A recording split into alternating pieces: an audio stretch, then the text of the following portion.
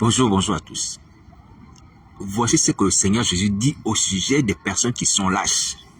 Entre autres, Apocalypse chapitre 21, verset 8. Il dit, mais pour les lâches, les incrédules, les abominables, les meurtriers, les impudiques, les enchanteurs, les idolâtres et tous les menteurs, leur part sera dans les temps ardents de feu et de soufre, ce qui est la seconde mort. Est-ce que tu as entendu? Le Seigneur Jésus dit que les lâches, c'est que nous sommes aujourd'hui. Nous irons dans les temps ardents de feu de soufre. Pourquoi? Parce que nous ne voulons pas quitter la lâcheté. Cette lâcheté qui nous est chérée au corps. Cette lâcheté qui nous empêche, nous, d'aller prendre la chair de Christ, de prendre son sang, et de libérer les esprits malins. On n'arrive pas à le faire. On est lâche. On est peureux pour pouvoir sauver nos vies. Et notre part, c'est dans les temps ardents de feu de soufre. Est-ce que vous entendez ça? Vous entendez ça? La chair de Christ, le sang de Christ est là. La Sainte Seine est là. Et vous la fêterez aujourd'hui dans les assemblées. Vous allez célébrer cela. Pourquoi vous ne pouvez pas la prendre? En discernant que c'est le corps de Jésus. Vous avez un médicament devant vous. Un médicament qui vous libère la sorcellerie des esprits malins, la sorcellerie, l'esclavage de Satan, la condamnation à la mort, au péché. Vous n'arrivez pas à prendre ça en discernant le corps de Jésus. Regardez la lâcheté dont nous faisons preuve. C'est pas possible. Si à la limite on pourrait dire qu'il n'y avait pas de médicaments, il n'y a pas de solution par rapport à la possession démoniaque, par rapport à l'esclavage satanique. Mais non, on a le pain, Azim, dans cette assemblée, on a le pain. On a ça, ces éléments de délivrance là devant nos yeux. On les boit même, on les consomme. Mais on ne fait pas en sorte qu'il y ait des faits. C'est-à-dire qu'on ne fait pas en sorte qu'il y ait des faits pour nous délivrer. On ne discerne pas le corps de Jésus en prenant ça. Mais c'est pas possible, c'est pas possible, c'est pas possible. Ce n'est même pas que ces éléments-là ne sont pas à notre portée. Ils sont à notre portée. On les distribue dans l'assemblée pendant les cultes. Mais non, on ne peut pas discerner le corps de Christ. On profane, bien entendu, le pain et le vin que nous prenons. On regarde ces choses comme des choses profanes impures. Vous voyez? Ou comme des simples éléments qu'on achète dans la boutique. Ouais. On est toujours lâche. Lâche. Mais c'est pas possible. C'est pas possible. C'est pas possible. On te donne une arme pour te libérer. Toi, on te donne une arme pour te libérer. Et c'est pas jusqu'à ça que tu viendras encore prendre ça pour te mettre ça dans la bouche. Prends le pain. Prends le corps de Jésus. Prends son sang. Prends le vin. Prends ça en discernant que tu prends Christ. Tu le fais entrer en toi et tu es libéré de Satan et des démons. Non seulement ces éléments te libèrent, mais ces éléments aussi vont te protéger de la colère de Satan. Moïse a fait la situation du sang de l'agneau en Égypte. Lorsque les enfants d'Israël sont sortis de l'esclavage. Oui? Ils ont mangé l'agneau pascal, n'est-ce pas? Mais il a pris également le sang qui a aspergé sur les maisons. Il a demandé aux enfants d'Israël de faire ça. Oui? Donc il y avait plusieurs fonctions que l'agneau pouvait opérer. L'agneau de Moïse. Non seulement la délivrance, mais également la protection contre Pharaon, contre son armée. Le sang de Jésus qu'on prend, mes amis, nous protège également de Satan et ses démons. Il ne peut nous arriver. Lorsqu'on prend le sang de Christ, on s'asperge du sang de Christ sur nos corps, nos esprits, nos maisons. Nos lieux de prière. C'est pas vrai. C'est pas vrai. C'est pas vrai. Ouais, quand on réalise ça, mais on se dit, mais comment est-ce qu'on va être encore délivré? Est-ce qu'on n'entend pas? Est-ce qu'on ne comprend pas? Est-ce qu'on ne voit pas ces choses-là dans la Bible? Est-ce qu'on ne voit pas ces choses dans la vie de vos frères et sœurs qui sont en Christ? Qui sont de... Mais c'est pas possible. Parce que, en échange, ou du moins, à contrario, on tue les âmes. Quand tu ne fais pas ça, on tue les âmes. Quand tu ne fais pas ça, on voit les gens. On amène les gens à manger des impurs, comme Jézabel. Et je vous demande encore de vous repentir. Si vous invitez les gens dans le sommeil la nuit, vous êtes là ce matin dans vos assemblées ou dans vos maisons, vous serez partis. Écoute, vous invitez les gens la nuit à essuyer, ils amènent à manger des impuretés, à commettre l'impudicité. Vous devez vous repentir. Parce que la colère de Dieu est sur vous. C'est pas possible. Jusqu'à quand on va continuer à être lâche? Jusqu'à quand? Jusqu'à quand? Mon frère, ma soeur, prends ton courage, tu peux y arriver. Tu peux y arriver. Même quelqu'un comme Manassé, qui n'a pas les éléments de la Sainte Seine, a pu s'humilier devant Dieu, étant seul dans sa prison. Il a demandé pardon à Dieu, ayant servi le diable et les démons, il a demandé pardon. Pourquoi tu n'as pas ce courage-là? Pourquoi tu n'as pas ce courage? Tu vois bien que le diable a peur de la Sainte Seine. Il a peur du sang de Jésus. Il a peur de la chair de Jésus. Mais pense-toi et sois libéré. Pense ça et sois libéré aujourd'hui au nom de Jésus. Satan, ces démons vont fuir. Il va partir. L'esprit un peu qui est en toi, là, le serpent va partir, il va sortir par la puissance de la Sainte Seine. Comment que tu peux accepter d'être lié encore aujourd'hui, toi qui as tout pour être sauvé? Comment tu acceptes ça? Mais sache que si tu ne fais pas ça, tu ne fais pas ta délivrance, demain encore lâche, ça va te jeter dans le feu, du souffle. Il va te jeter là-bas. Il n'y a rien à faire avec les lâches. Les lâches ressemblent à une mauvaise plante. Elle veut, il faut déraciner, lier et jeter au feu. Et je vous assure, le royaume de Dieu, ce n'est pas pour les lâches. Hein? Et c'est qu'il y a d'ailleurs. Le royaume de Dieu, c'est pour les violents. Hein? Pas la violence physique. Les personnes déterminées. Hein? Les gens qui sont déterminés à achever leur vie. On t'a donné la solution. La chair et le sang de Jésus. Le corps de Jésus, prends ça. Dans les actes des apôtres, nous avons le témoignage. Nous avons, dans les évangiles, on a le témoignage. Dans les épîtres, on a le témoignage. Dans la vie du Seigneur Jésus, on a le témoignage.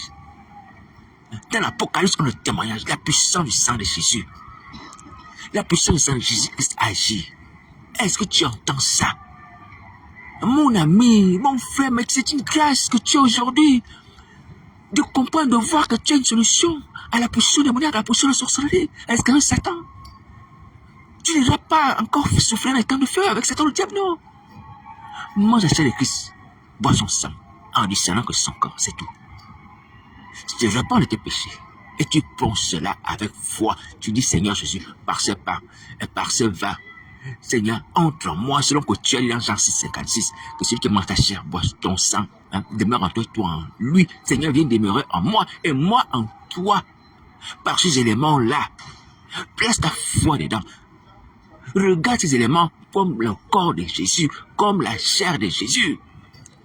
Imite ce que cette femme qui avait la perte de sang avait dit dans son cœur. La Bible dit lorsque cette femme s'est approchée de Nazareth par derrière, elle se disait, si seulement je touche le vêtement de cet homme, je serai guéri. Si seulement je touche le vêtement de cet homme, je serai guéri. Quand tu vas avec cette intention, que si je prends seulement la Sainte Seine, je mange la chair de Christ, je bois son sang, je serai délivré à son sorcellerie. Tu es délivré à son sorcellerie. Tu es délivré à sorcellerie. Voici l'intention qui doit t'amener quand tu prends la Sainte Seine. Tu vas te délivrer à sorcellerie. Tu seras délivré à sorcellerie. Tu n'as pas besoin de 40 000 jours de jeûne de prière ou 3 jours de jeûne de prière ou de carême comme les catholiques le font. Non, tu n'as pas besoin de ça. Tu as juste à avoir cette intention-là dans ton esprit quand tu prends la Sainte Seine. Après te répandre tes péchés. Seigneur, pardonne-moi. Seigneur, pardonne-moi. J'ai péché contre toi. J'ai servi les diables, les démons, je me suis sué, j'ai tué les gens, j'ai volé les gens, j'ai maudit. Pardonne-moi. Mon doigt est caché à ton sang, Seigneur Jésus. Que tu puisses entrer en moi, me libérer cet esprit malign qui est venu entrer dans ma vie. Et je ne veux plus collaborer avec lui. Est-ce que tu entends? Tu peux faire ça dans ton cœur. Sois déterminé. Ce sont les violents qui prennent part au nom de l'agneau dans le royaume des cieux. Qui entrent au paradis. Les violents, les gens qui sont déterminés. Est-ce que tu m'entends? Donc, sois déterminé, tu y arriveras. Tu as la capacité d'y arriver. Tu as la capacité d'y arriver. Mais seulement, je te préviens que si tu ne fais pas ça, tu seras frappé. Et le temps, tu dois faire cela est arrivé. Et ce temps est en train de couler. Ton temps est en train de couler et finir dangereusement. Au lieu d'initier dans les sorcelleries, dans les sectes démoniaques, comme j'ai vu certaines personnes qui sont déjà tombées, qui pratiquent déjà l'occultisme, la sorcellerie, ils vont encore dans d'autres sectes pour ajouter encore péché sur péché. Ouais. Quelqu'un déjà faux pasteur, reconnu comme tel. Un homme de scandale, il va encore entrer dans des sectes. Il s'est habillé d'une robe. Soit disant, je ne sais pas, de consécration. Oui. Arrête ces choses-là. Pasteur, si tu m'entends, arrête ça. Tu n'as pas besoin de ressembler encore aux catholiques. Tu es déjà tombé et c'est reconnu que tu es tombé. Toi, tu sais que tu es tombé. Tu t'enfonces encore les ténèbres. Pour détruire encore les vies, pour multiplier encore les actes de méchanceté, de vol, destruction, Mais vous allez rencontrer Jésus Nazareth. Je vous dis, Jésus Nazareth est vivant. Vous allez le rencontrer. Il va vous frapper. Il va vous frapper. Il va vous frapper. Il a dit, je vais jeter Jézabel sur lui. Il va jeter Jézabel sur lui. C'est ce qui va vous arriver. Repentez-vous. Au lieu de continuer à aggraver votre situation, vous êtes encore le 7. Les sociétés secrètes pour avoir compris la puissance de faire du mal. La puissance de Satan, c'est de faire du mal. Ce n'est pas pour faire le bien. Satan ne sait pas faire le bien. Repentez-vous de ces choses-là. Repentez-vous de ces choses. Repentez-vous de ces choses. Les catholiques, il faut arrêter les idoles. Les idoles de Marie, de Jésus, des images comme ça. Il faut arrêter ça.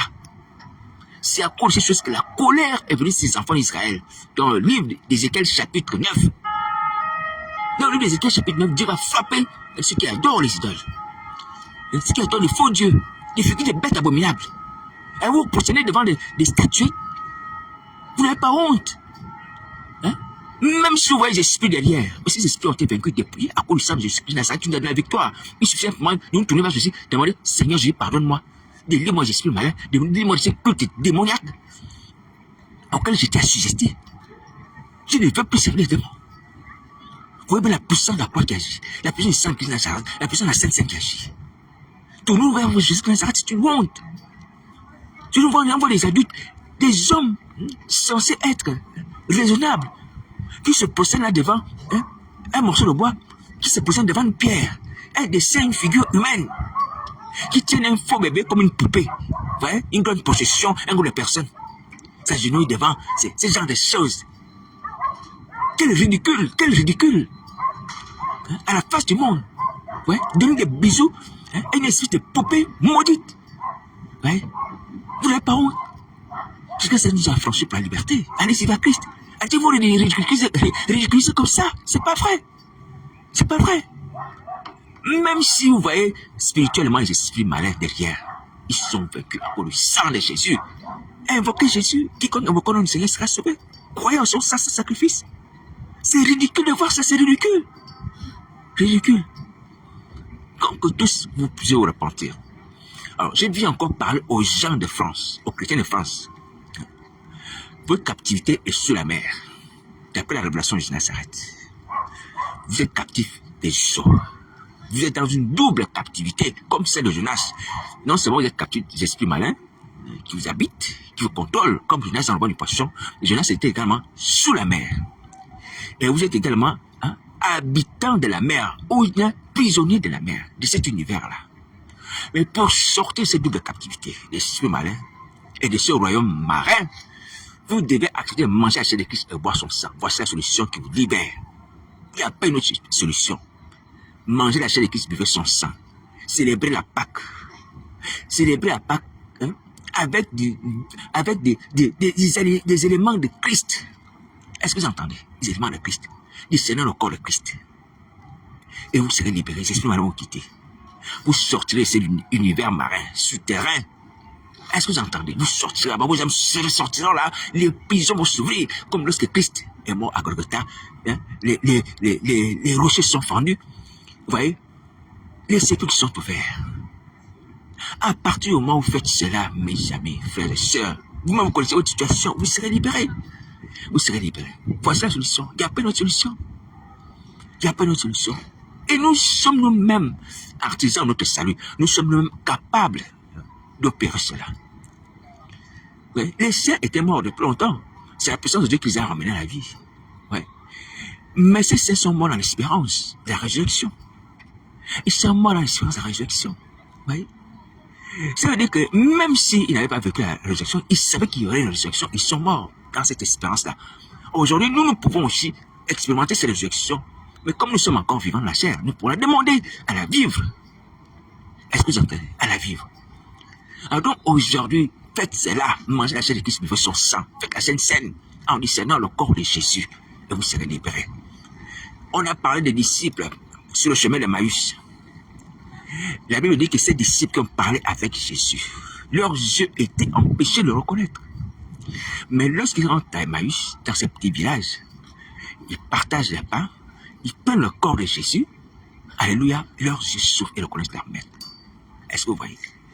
Et qu'est-ce qui se passe? Après, ils reconnaissent leur maître et ils repartent à Jérusalem. Vous voyez, la cécité les avait menés à Emmaüs. C'est-à-dire qu'ils s'étaient d'éloigner les autres, de séparer les autres à cause de la cécité. Leurs yeux qui étaient fermés. Ils étaient assujettis à Satan, le diable, qui les contrôlait, qui faisait séparer les autres.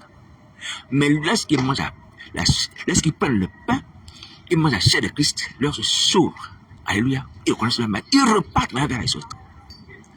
Ils repartent vers les autres. Le corps de Jésus se reconstitue à nouveau. Il n'est plus divisé. Les membres ne sont plus éparpillés. Comme le justement de Ézéchiel. Non, ils se réunissent.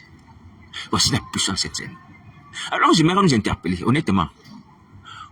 Aujourd'hui, les gens se posent des questions pour le monde. Pourquoi il y a beaucoup de nations? Pourquoi il y a beaucoup de doctrines? Pourquoi il y a beaucoup d'assemblées? Et chacune des assemblées a son nom. Pourquoi? Parce que les gens ne mangent pas la chair de Christ. Parce que les gens ne prennent pas le sang de Jésus-Christ de Nazareth. Parce que le sang de Christ de Nazareth est un corps et le corps est un. Le corps est un, il est uni. Est-ce que vous entendez? Si on mange la chair de Christ, on sera un, on sera uni. C'est ce que ça veut dire. C'est le corps de Jésus qui nous rassemble, qui permet l'unité de l'Église. Impossible qu'un enfant de Dieu soit, par exemple, à Bastille, vous voyez, et un autre enfant de Dieu soit, par exemple, à Gare-de-Lyon.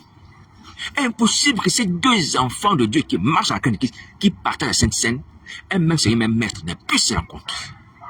Impossible, je dis que c'est impossible. Non seulement dans ce siècle-ci ou dans le siècle à venir, ils vont se rencontrer jusqu'à ce qu'il va les rassembler parce qu'ils partagent en commun quelque chose qui est unificateur, c'est-à-dire le pain de Jésus de Nazareth, le corps de Jésus de Nazareth. Il unit les gens, nous sommes un seul corps. Nous sommes un seul corps, donc Jésus de Nazareth est la tête.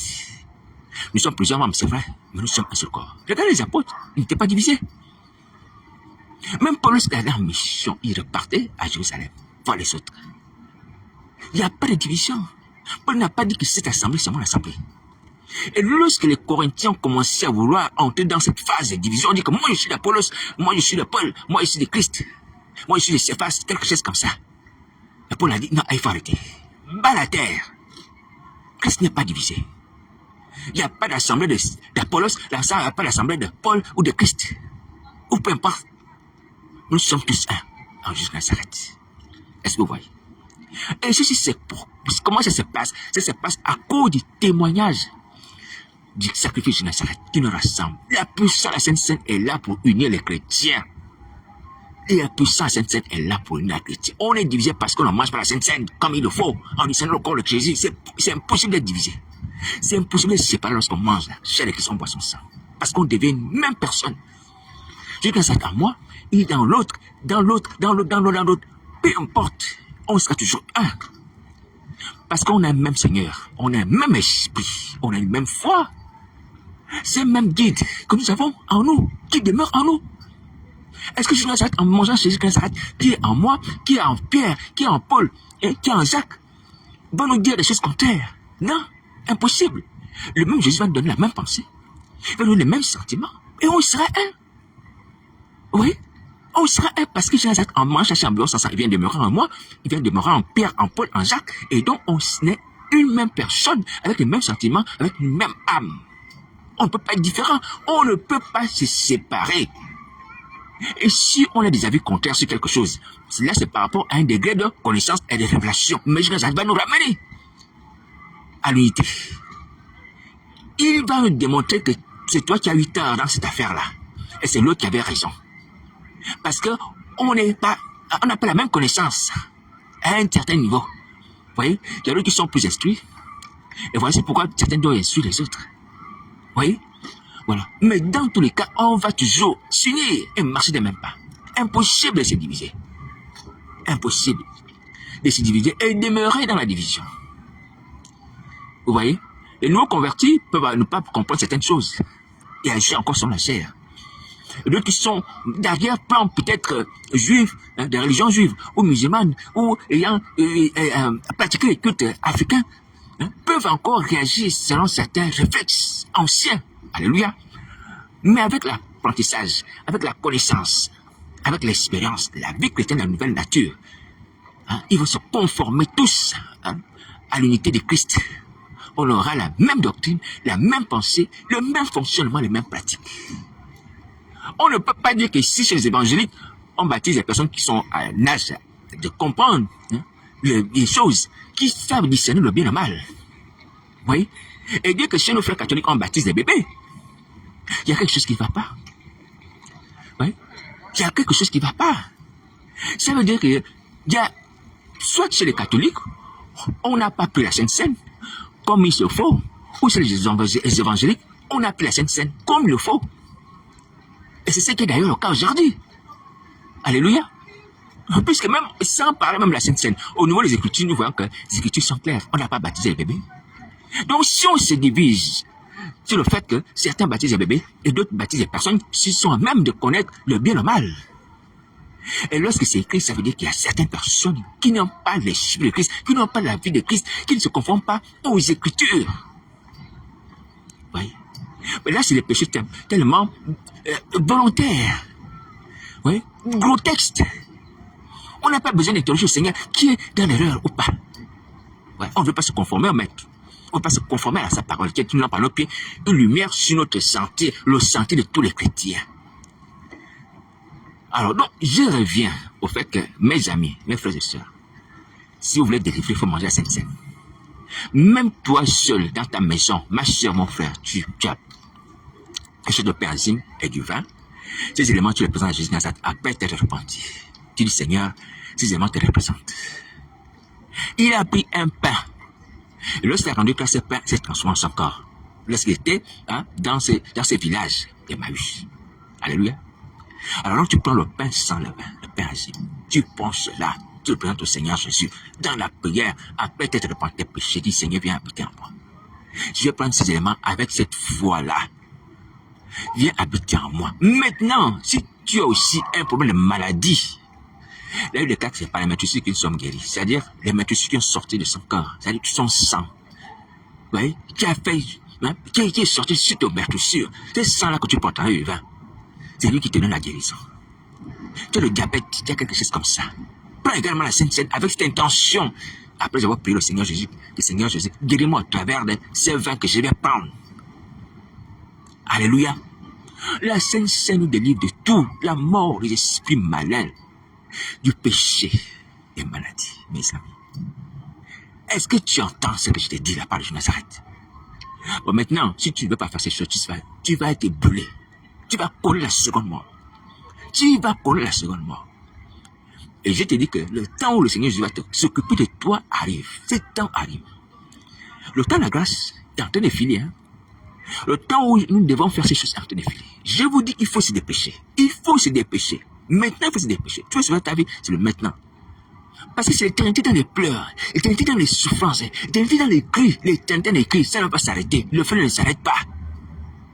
Les tortures de Satan, les malheurs de Satan, les hommes ne sont rien par rapport à la souffrance de feu. Ne méprise pas le châtiment de Dieu parce que tu ne vois pas. Ne méprise pas. Je te dis, ne méprise pas. Déjà, tu vois la mort, elle existe, n'est-ce pas? La Bible dit que le salut péché à mort. Il a dit à Adam, si vous mangez cet arbre-là, vous allez mourir. Ils sont morts. Aujourd'hui, on assiste à la mort. Est-ce que la parole de Dieu ne s'est pas accomplie? C'est elle s'accomplit. Il dit, c'est chaque jour. On entend chaque jour. C'est la parole de Dieu qui s'accomplit. Et ça, c'est la première mort dans la chair. Mais la seconde mort, on attend le feu aussi. Elle aussi, elle s'accomplira en son temps. Donc, fais attention, mon frère, ma soeur. Tu peux t'en sortir. La position de l'honneur n'empêche pas de se repentir. Manassé se repentir. Va lire 2 Chroniques 33. Prends exemple sur cette parole-là. Fais comme Manassé, dans le secret. Si tu as besoin d'aide, montre mon téléphone sur le 0758 48 48 71. On va prier ensemble, Seigneur Jésus. On va prier. Est-ce que tu m'entends? On va prier ensemble, Seigneur. Donc, voici la parole de Nazareth. Les gens de l'église, les gens de France, manger la chair de Christ, veut son sang, en discernant son corps. En discernant son corps, Christ, notre Pâque a été immolé. C'est Jésus de Nazareth que nous mangeons. Ce n'est pas un simple pain, ce n'est pas un simple vin, mes amis. Allons-y avec ces intentions-là, avec ces dispositions de cœur, lorsqu'on fait la Sainte Seine, après s'être repenti de nos péchés, comme Paul le dit qu'il faut s'éprouver. Voici la solution. Voici la solution. Il n'y a pas un autre moyen. Alléluia. Donc, le Seigneur Jésus tient à ce que nous soyons sauvés. Voici pourquoi il appelle ces choses. Et vous pouvez y arriver. Vous avez la capacité d'y arriver. Prenez courage, prenez courage, prenez courage. Faites la Sainte Seine. Faites la Sainte Seine avec sincérité. Faites la Sainte Seine en discernant le corps de Jésus. Prenez courage. Maintenant, tu vas me dire que mes démons nous parlent, les démons nous menacent. Oui, ces démons vous menacent. C'est pas grave. Tu n'es pas mort et tu ne mourras pas. Dès que tu as l'intention de ta vie, tu ne vas pas mourir. Tu as l'intention de venir à Jésus-Nazareth, tu ne mourras pas. Impossible. Même dans le cas de Pierre, lorsqu'il commençait à enfoncer sur les eaux, hein, parce que le vent s'est levé, il a eu peur. Il a dit, Seigneur, sauve-moi. Seigneur, le Seigneur Jésus a sauvé, il tend la main, il a arrêté les eaux. Tu ne peux pas mourir. Impossible quand tu viens à Jésus-Nazareth. Il peut avoir des obstacles, il peut avoir l'intimidation, il peut avoir des menaces, mais tu ne mourras pas. Prends cela en considération. Tu y arriveras. Le Seigneur Jésus a voulu que nous puissions évoluer dans cette fournaise. Elle ne fera aucun mal. Il faut comprendre ça comme ça. Il faut que tu aies cette idée fixe dans ton esprit, que je dois sauver ma vie dans la fournaise. Je dois sauver ma vie dans la fournaise. Je dois sauver Jésus dans la fournaise. Je dois tout faire dans la fournaise. Mais la fournaise ne va pas me brûler. Est-ce que tu entends? Essaie de me brûler, c'est quand j'aurai fini mon service sur la terre. C'est pour ça que les amis de Daniel n'ont pas été brûlés. Le feu n'a pas brûlé les amis de Daniel. L'on n'a pas mangé Daniel. C'est pour nous dire qu'on va être toujours en danger, comme Paul pour le dire, chaque fois en danger, fréquemment en voyage, mais il était toujours en danger de la part de faux frères, en danger de la part des gens de sa nation, des Juifs. Mais dans toutes ces choses, il va dire que nous sommes plus que vainqueurs. Nous devons vivre dangereusement. Ça, c'est une idée que tu dois impliquer à ton âme, à ton esprit. Tu dois l'insérer en toi. Moi, aujourd'hui, chaque jour, je dois vivre dangereusement. Pourquoi? Parce que nous prenons la croix de Jésus. La croix de Christ signifie que tu dois vivre dangereusement. Quand tu prends la croix de Christ, tu vis dangereusement. Et tu suis Nazareth. Mais ce danger-là ne va pas te freiner, parce que Jésus a apporté la croix d'aller jusqu'à le terme de sa mission et d'aller mourir à Golgotha. Tu vas arriver, tu vas accomplir ta mission, mais dangereusement, dans cet environnement de chiens, dans cet environnement de loups, dans cet environnement d'ours, dans cet environnement de lions, de serpents, mais tu vas y arriver. Est-ce que tu m'entends? Tu vas y arriver. Mais mes amis, c'est une consolation, humblement, je vous dis, c'est une consolation. Non, je sais que Seigneur, c'est vrai. Quand on prend la croix, on va vivre dangereusement. Mais ces dangers-là, ces menaces, ne feront pas taire. Ne vont pas nous empêcher d'arriver au terme de notre pèlerinage. Vous voyez, de notre destinée. Mais c'est une grâce. Parce que ce qui est important, ce n'est pas le danger. Ce qui est important, ce n'est pas les menaces. Ce qui est important, ce n'est pas les actes sataniques, les attaques. Ce qui est important, c'est les faits. Et quand les armes forgées contre nous sont sans effet, mais on est tranquille, on est serein. Il a dit à Jérémie, ils vont te faire la guerre. Mais je vais faire de toi une muraille derrière. Alléluia. Les flèches vont venir, mais elles vont ricocher contre la muraille derrière. Est-ce que tu vois? Dieu ne va pas empêcher les flèches, elles vont venir. Les fusils nocturnes, ils vont être dirigés contre nous, mais c'est sans effet, sans effet. Mais tu avances. Tu avances dans cette atmosphère-là. Tu avances dans ce milieu-là, comme ça, comme une faible plante qui s'élève au milieu d'une terre desséchée. C'est comme ça. Et Jésus nous donne la force d'avancer avec la croix. Le témoignage de la croix. Dans le témoignage de la croix que nous portons, alléluia, c'est un témoignage. C'est Christ crucifié, donc le témoignage de la croix. Donc nous annonçons au monde que Jésus Nazareth a donné sa vie à la croix de Golgotha pour nous racheter, pour racheter l'humanité. Voici le témoignage de la croix. Il nous a racheté toute nation. Voici le témoignage de la croix que nous annonçons. Christ crucifié pour le rachat de toute l'humanité. Mais dans la croix également, il n'y a pas seulement le témoignage, il y a aussi notre protection autour du sang de Jésus qui continue de nous protéger contre les attaques sataniques qui les lancent sans effet.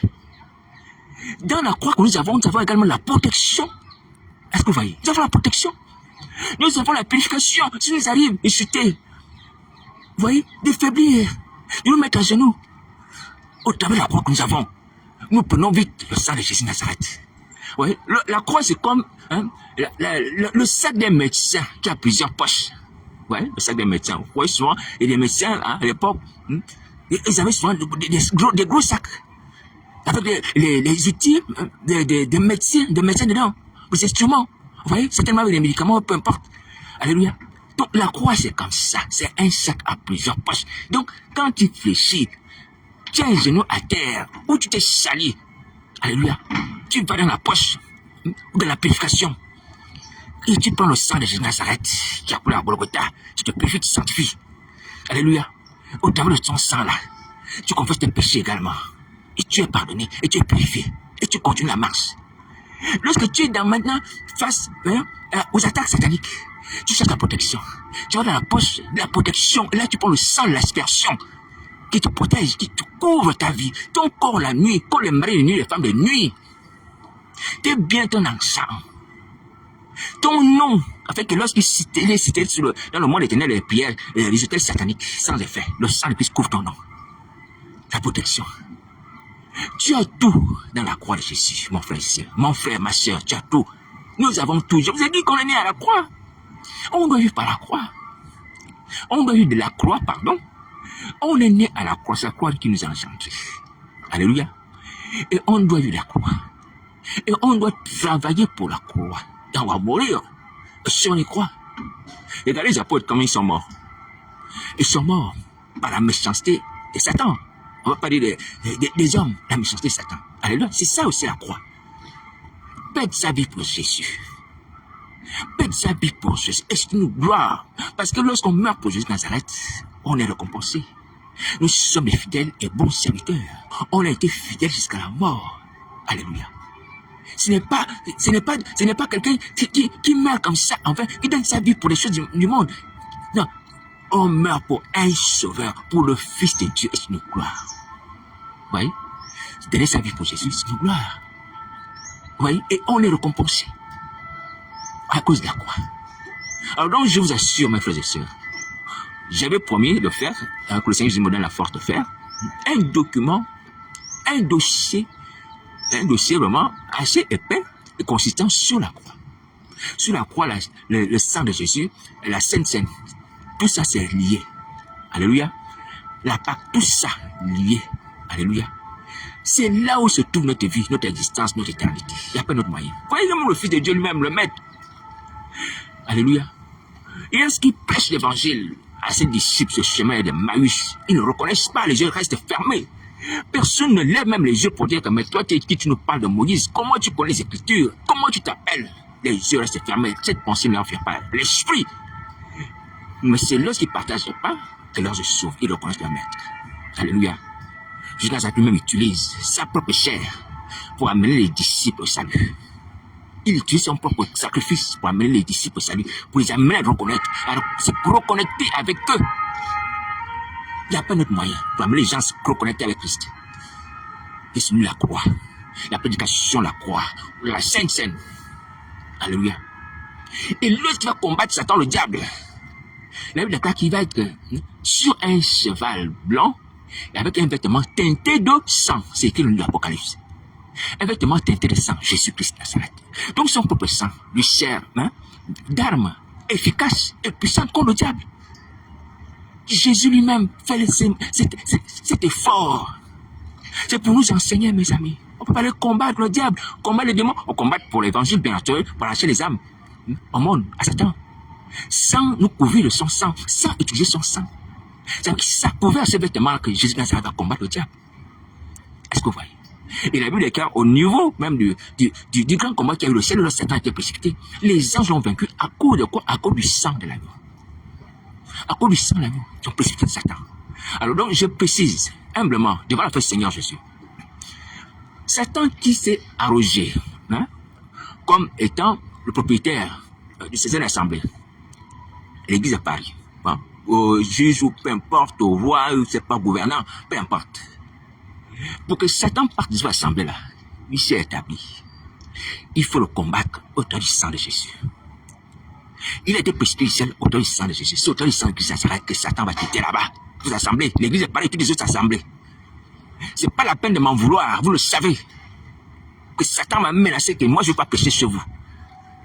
Donc, si on doit faire partir le diable, il faut utiliser le sang de Jésus. Est-ce que vous entendez? Il n'a pas lieu d'être là, dans vos assemblées. Il n'y a pas que l'église est pareille, tous les autres. C'est pas sa place. Sa place, c'est où? C'est dans la mer. C'est lui, la montagne, qui doit être déplacée et c'est jeté dans la mer. Dans le séjour de la mort, ça va, sa place. Lui, ça arrive. Sa place, c'est pas dans les assemblées. Donc, si vous voulez que Satan libère au lieu de prière, libère mon ministère, libère les cultes. Il faut le combattre, il faut le chasser. Une fois revenu à Christ, au travers du sang de Jésus, c'est lui qui précipite Satan du ciel sur la terre et à jamais. Est-ce que vous entendez? Voici ce qu'on vient de faire. Donc, voici la solution. Voici la solution. Et je nous prie de croire que ce combat-là, il faudra le mener. Il faudra le mener. Une fois que j'ai repenti délivrer les esprits malins, il faudra en sorte que Satan quitte l'église. Quitte le pays. On ne doit plus visiter les assemblées. Ce n'est pas son domicile. Ce sont des maisons de prière qui appartiennent au Père et au Fils. Est-ce que vous entendez? Alors maintenant, si vous faites encore transiter le diable chez les démons, ou les faire régner là-bas, permettre qu'ils aient des trônes, des sièges de rois, de princes, comme je vois dans cette assemblée, vous serez frappés. Vous serez frappés. Vous serez frappés. Vous savez que le Seigneur Jésus a chassé les vendeurs du temple. Il a ramassé les tables. Parce que sa maison est une maison de prière. Ce n'est pas une caverne de démons.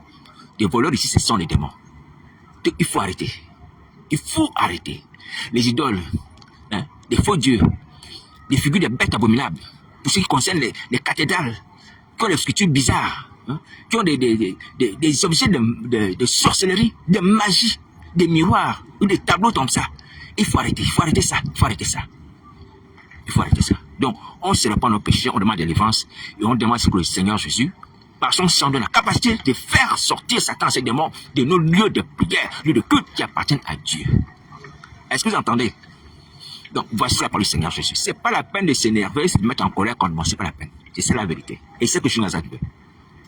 Il est venu pour nous affranchir. C'est pour la liberté qu'il nous affranchit. Il nous affranchit, nous, nos vies, nos maisons, nos âmes et nos lieux de prière, nos ministères. Alléluia.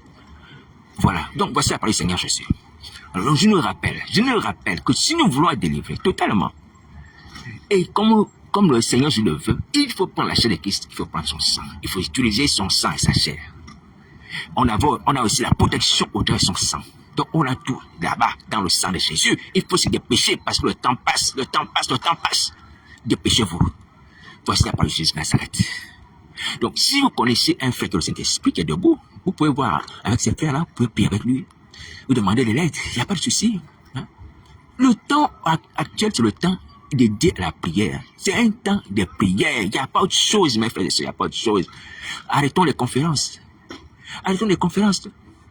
Ce qui est important, c'est de méditer la parole, comme quelqu'un pour dire oui, c'est un verset biblique qu'il a cité tout à l'heure. J'ai fait un petit commentaire qui disait que, bon, heureux celui qui mettait la parole de Dieu, il est comme un arbre planté plein d'un courant d'eau. Hein, c'est quoi? C'est Somme 1 qui le dit. Hein, il est plein d'un courant d'eau, ce qu'il fait, lui réussit. C'est bien. Méditons la parole de Dieu. Voilà, c'est bien. On est comme un arbre planté plein d'un courant d'eau. Tout ce qu'on fait, nous réussit. Méditons la parole de Dieu, surtout en nous appuyant sur la croix. On met l'accent sur la croix. Est-ce que vous entendez? On met la parole de Dieu, on met l'accent sur la croix. C'est Christ crucifié que nous prêchons. C'est Christ crucifié que nous méditons. On met l'accent sur ça. Parce que c'est ça qui est fondamental. Alléluia. Je vais peut-être pas connaître tous les noms de Dieu. Tous les noms hébraïques, c'est ce que ça signifie. Mais si on ne connaît pas la signification de la croix, si on ne sait pas utiliser la croix, si on ne sait pas rendre témoignage de la croix, si on ne sait pas brandir la croix contre l'ennemi de nos âmes, ça ne sert à rien.